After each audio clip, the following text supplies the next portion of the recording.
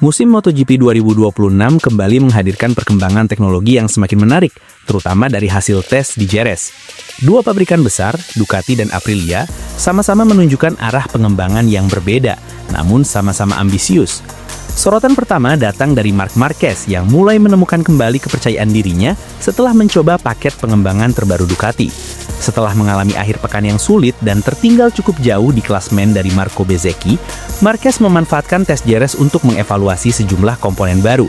Ducati membawa pembaruan penting, mulai dari fairing baru, revisi aerodinamika di area swing arm, hingga sasis yang dimodifikasi. Hasilnya mulai terasa. Marquez mengaku kini lebih percaya diri, terutama di bagian depan motor, area yang sebelumnya menjadi kelemahannya di awal musim. Ia bahkan menyebut peningkatan paling terasa terjadi di tikungan kiri, yang selama ini justru menjadi salah satu kekuatannya. Namun, di sisi lain garasi Ducati, rekan setimnya Francesco Bagnaia masih menghadapi tantangan berbeda. Ia merasa motor masih perlu peningkatan di area pengereman dan saat masuk tikungan.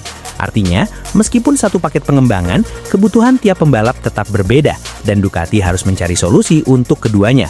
Sementara Ducati fokus pada penyempurnaan, perhatian besar justru tertuju pada inovasi radikal dari Aprilia.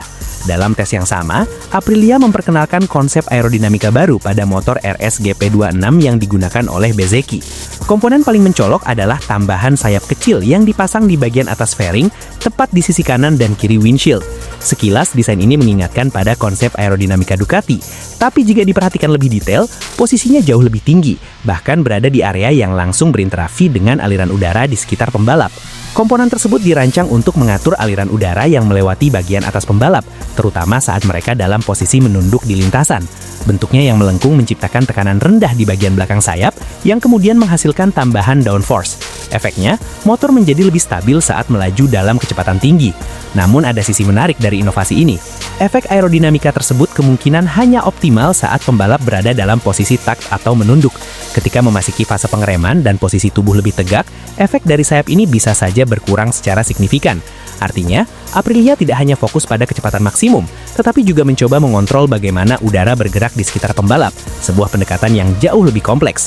Sebenarnya, ini bukan pertama kalinya Aprilia bereksperimen dengan konsep ekstrim. Sejak beberapa musim terakhir, mereka dikenal sebagai salah satu tim paling berani dalam pengembangan aerodinamika. Bahkan sejak 2022, Aprilia sudah memperkenalkan konsep ground effect di MotoGP yang memanfaatkan aliran udara di bagian bawah motor untuk meningkatkan stabilitas. Mereka juga sempat menghadirkan leg wing, yaitu sayap kecil di area kaki pembalap untuk mengatur aliran udara secara lebih presisi. Dengan tambahan inovasi terbaru ini, terlihat jelas bahwa Aprilia terus mencari celah sekecil apapun untuk meningkatkan performa baik dari sisi top speed maupun stabilitas motor.